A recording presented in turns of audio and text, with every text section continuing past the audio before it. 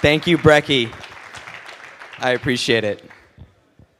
Very kind intro, and hello to my family and my Bitcoin Layer family as well, who are here in the house.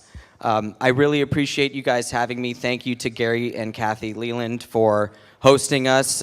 Can we get a round of applause for both Gary and Kathy? So I feel right at home here at BitBlockBoom. I was at the first conference and last year as well. So I really do feel like I'm coming home, and really thrilled to be here with you guys. So today my talk is about breaking down every word of Jerome Powell's Jackson Hole speech yesterday and determining whether we are headed into a 50 or 75 basis point interest rate hike in September. Oh, wrong presentation, okay. You guys know I'm here to talk about Lightning Network. It is one of the main reasons I'm here in Bitcoin. So, like many of you, when I understood Bitcoin and I understood the 21 million cap and the mining economics that function as Bitcoin security, it's impossible to unsee the value there in Bitcoin. And without a doubt, that was what drew me in. But within a few months of being in Bitcoin and trying to learn about it, all anybody wanted to talk about was SegWit. So I don't know how many people here know what SegWit is, so I'll just summarize it really quickly.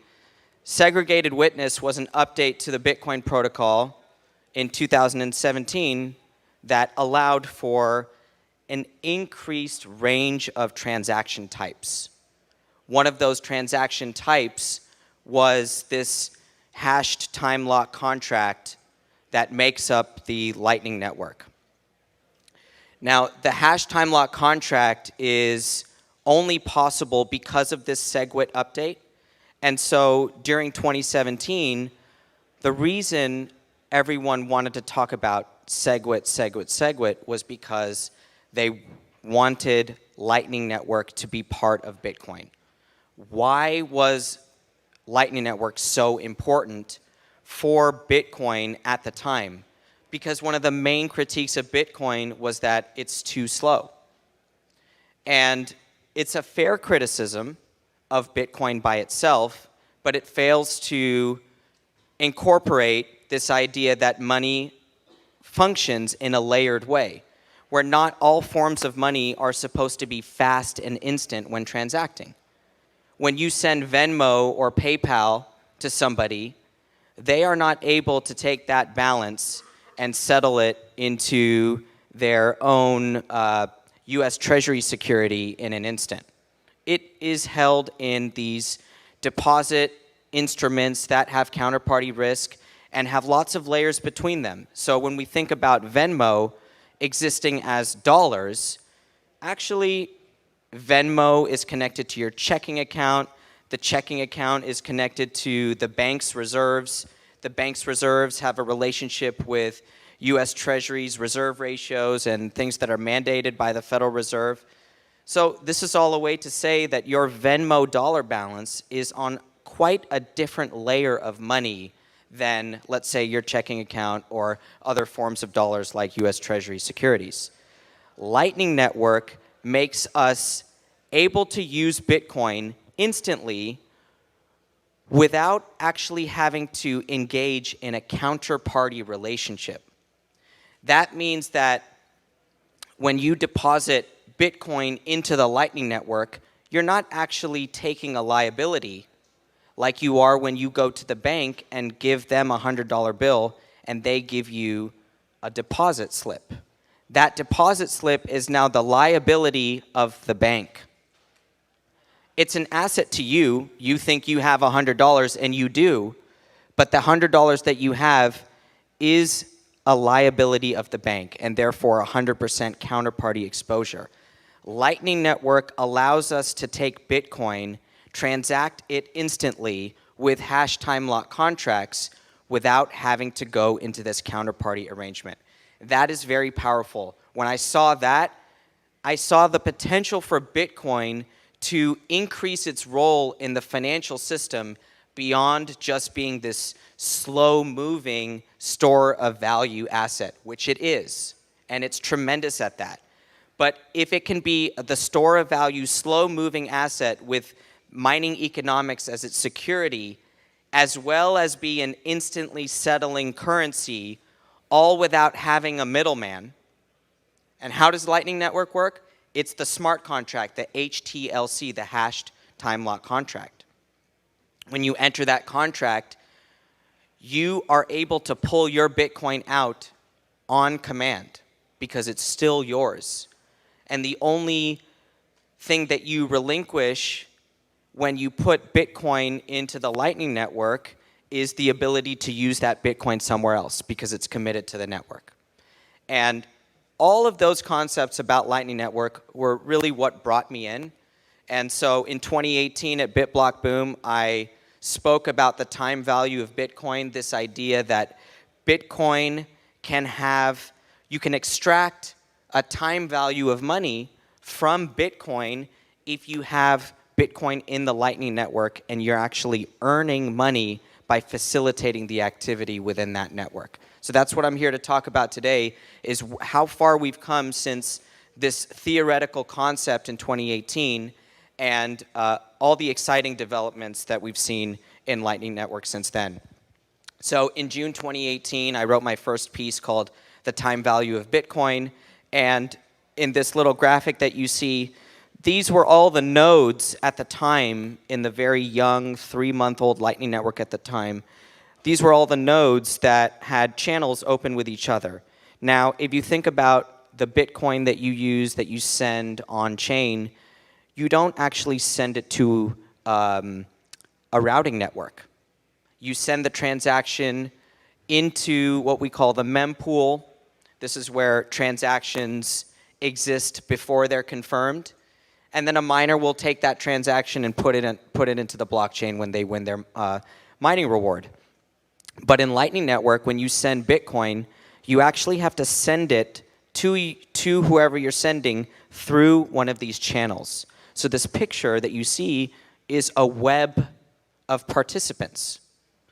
And the bigger the participant is, and big meaning appropriate amount of capital and well connected to the network through a wide range of channels, channel sizes, and channel counterparts.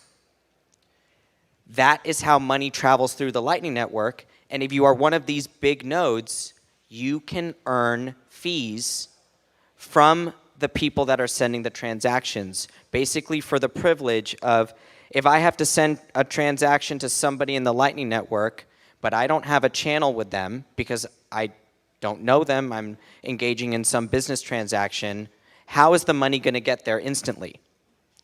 It'll get there through one of these channels. And is it free to just use all of these channels? Sometimes yes, many times no. And that's the economics of the Lightning Network now, where we have routers in the middle of this network that are helping the money move because they have established the expertise of how to route, who to connect with, what channels to build, how big the channel should be in terms of size, amount of Bitcoin, and all these technical aspects to Lightning Network. These are all what contribute to extracting fees as a router.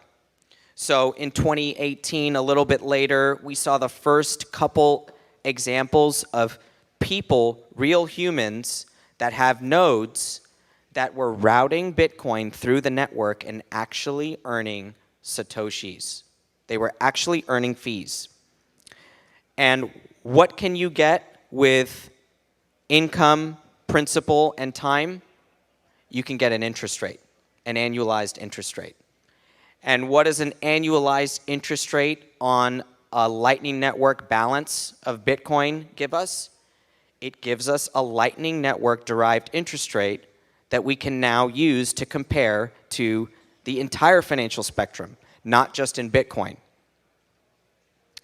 That was a concept that blew my mind at the time that now we can extract interest rates from a commodity in a non-counterparty way. Because maybe you guys are familiar with gold lease rates. This is how people that hold gold can actually make money off of that gold, because gold doesn't pay you an income, it doesn't have a yield.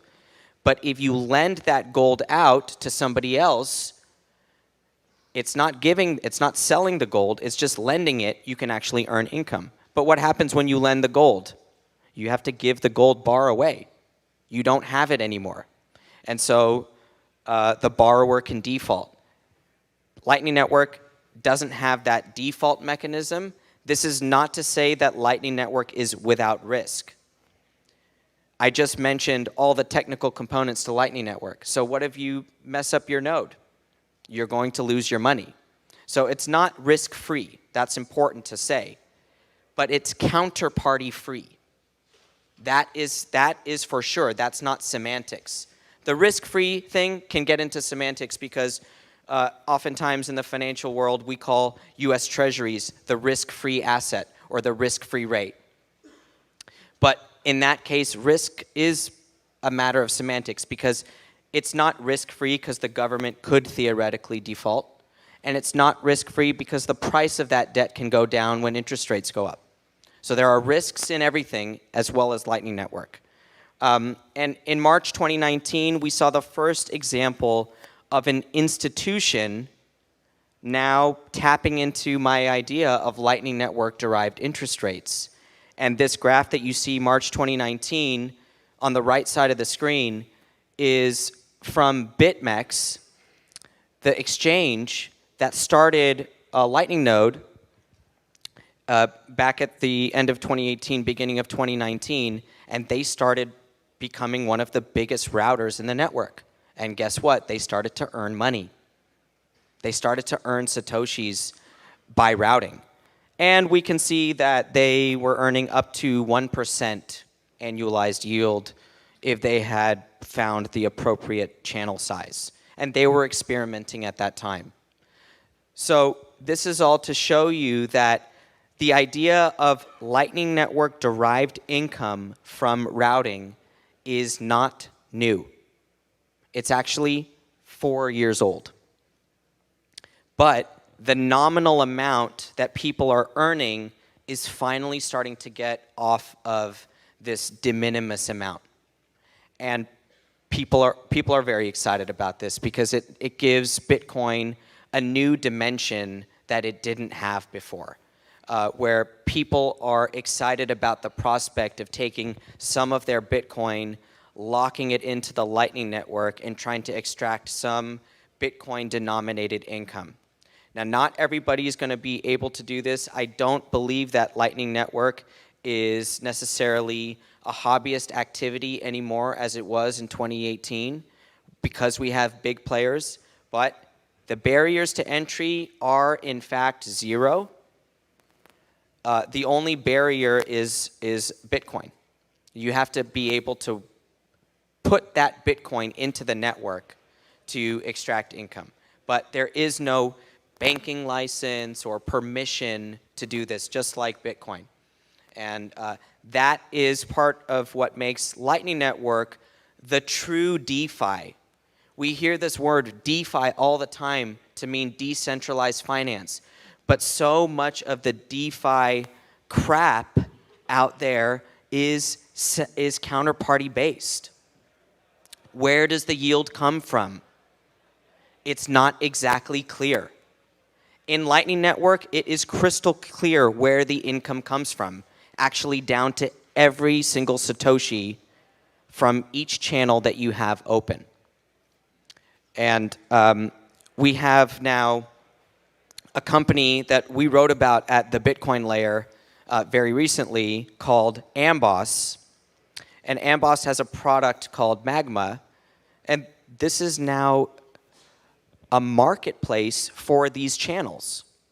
So let's say you've set up a node and you've started to route Bitcoin and you've established yourself as a reliable routing node.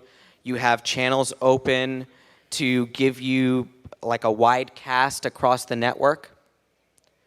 And let's say one of these channels is something that you want to monetize now.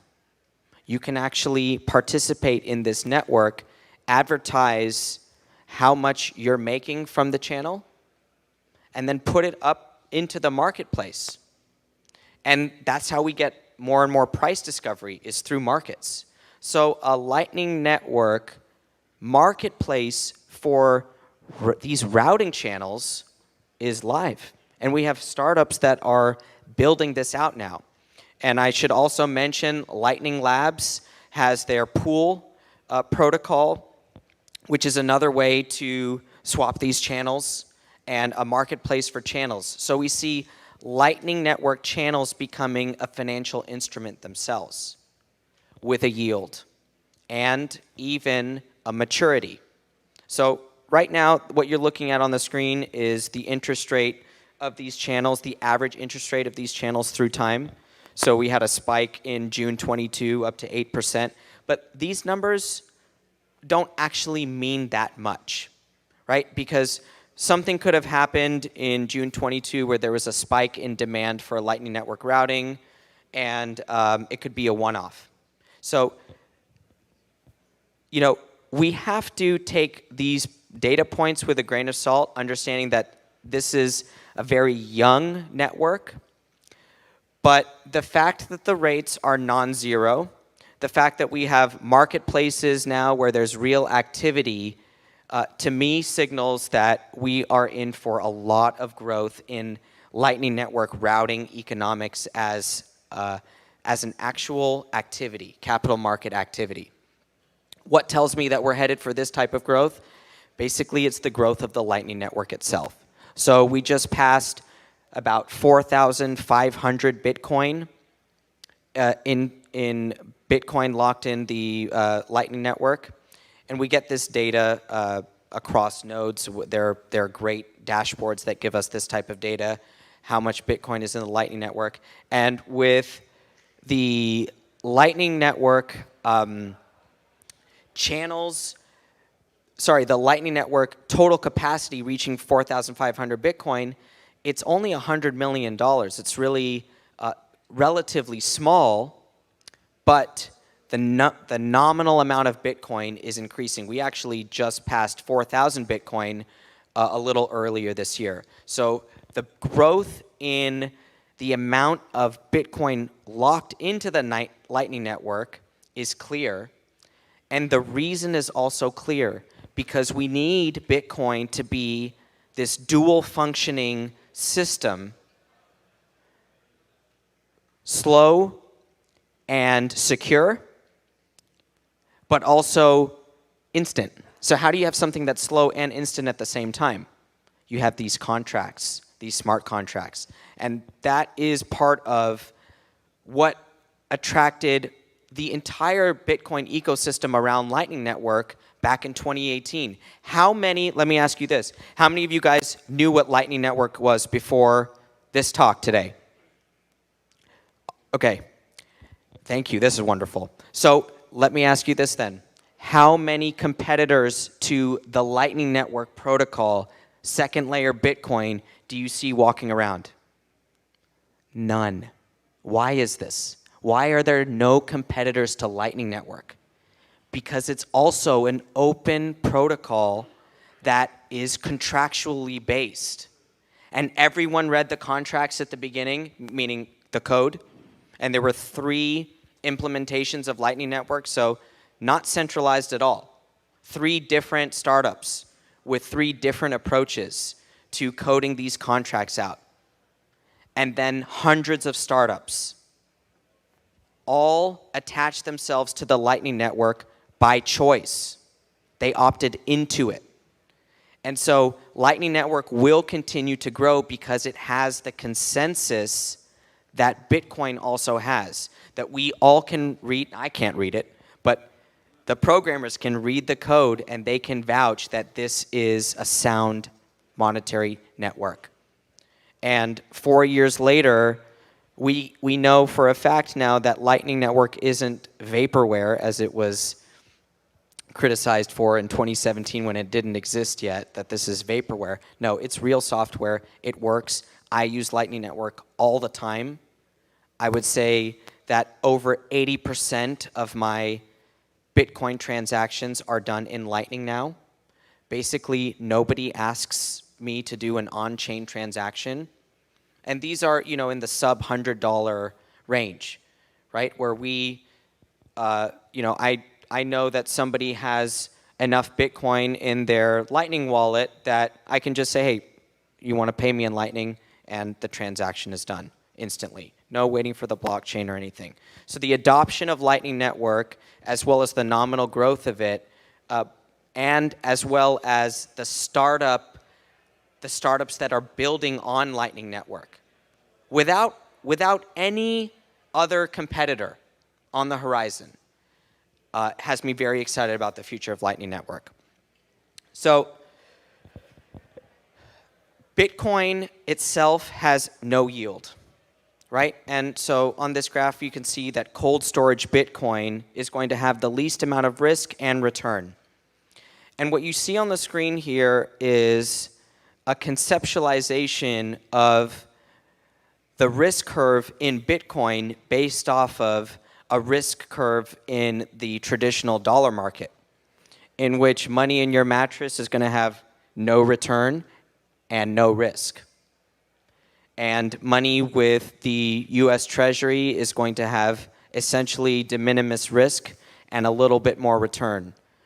Money invested in corporate bonds is going to have more risk than treasuries, also more return. That's why we have credit spreads that are positive. And beyond that, you have equities, which have more risk than fixed income instruments and more potential for return, because it's a call option on the income of that corporation, not just a promise to pay a fixed amount. So you have the upside.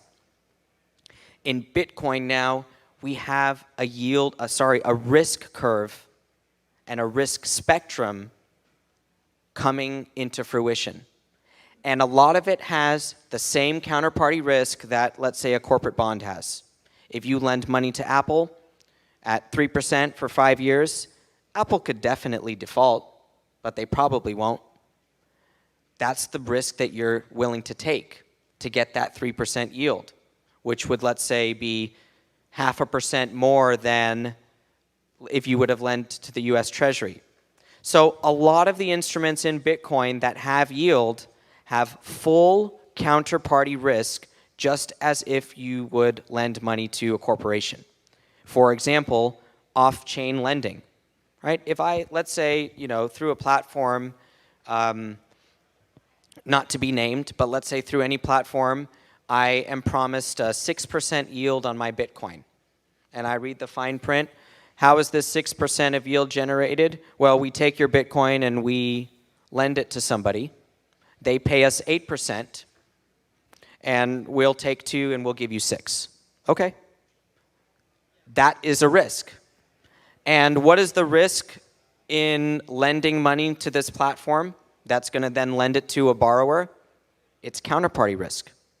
Full exposure, and the money could easily disappear tomorrow, as we saw earlier this year with some of these crypto lending platforms that lent to large hedge funds and whatnot. The money could disappear, but the yield opportunities are there. This gives people the trade-off. What should I do with my Bitcoin? Hold it in the mattress or put it on a platform? Lightning Network now gives us something in between. It gives us the ability to earn yield without taking the counterparty risk. Again, it's not risk-free, but the risks are unique and quite unprecedented in finance. Try to rack your brain for a situation in which you could earn an income on an asset without ever having to relinquish it. And I'll wait, because it doesn't actually exist. There is nothing like it. And that is thanks to the hash time lock contract that Lightning Network is based off of. So before I take a couple questions, I want to mention one more thing that has me super amped on Bitcoin, and it's Taro. I've been hearing a few people talk about Taro over the last couple days.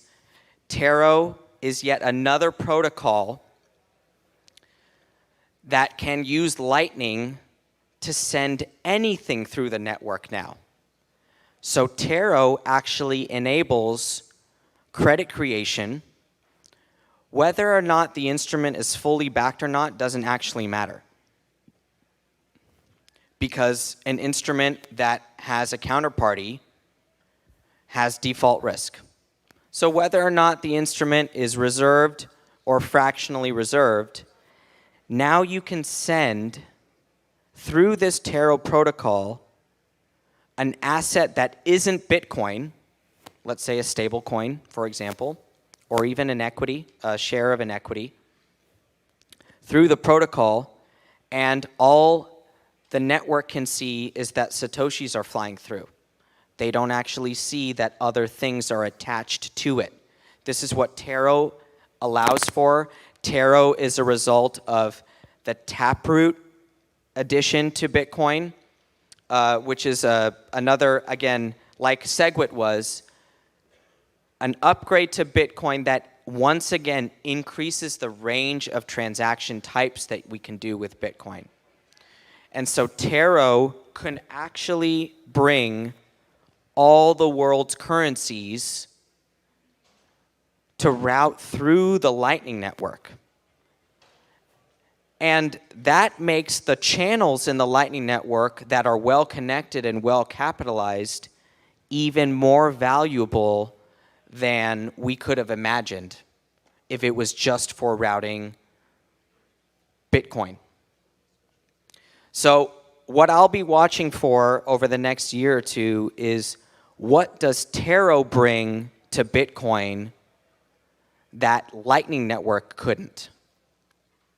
And the Taro stuff is a little mind-bending, so I hope that people will subscribe to the Bitcoin layer and watch us watch this space and see just how much of the traditional financial system we can replicate on Bitcoin while still maintaining the security and the decentralization and the lack of counterparty risk that we have in Bitcoin. And I will open it up to a couple questions. Yes.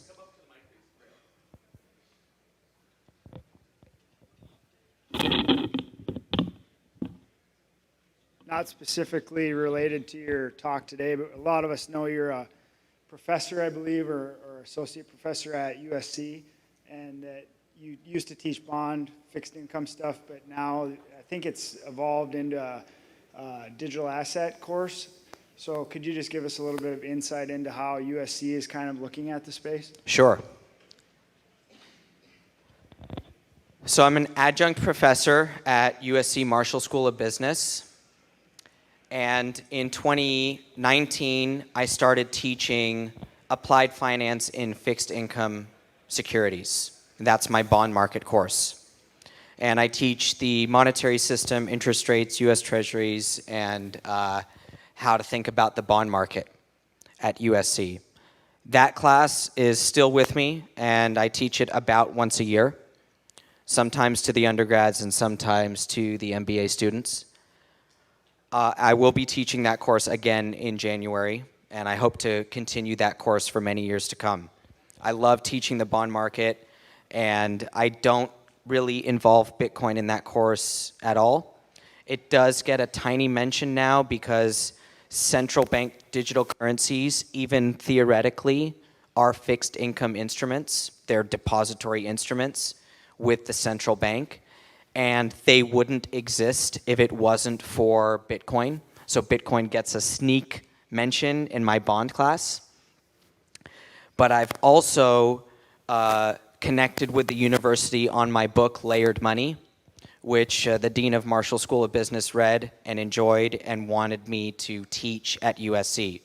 So after that conversation, I put together a course, pitched it to the university, and it was approved. So in January, I'll be teaching 2 courses at SC, my bond class and then a class called Bitcoin and Digital Assets that will be focused on the origins of Bitcoin, how it works, and how it fits into the financial system.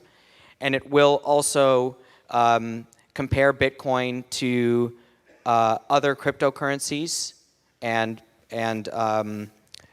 point out some of the differences.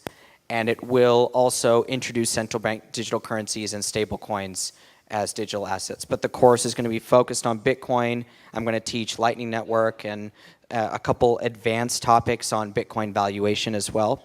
And I'm thrilled for the opportunity to do that. Thank you. Good. Thank you guys so much. Appreciate your time.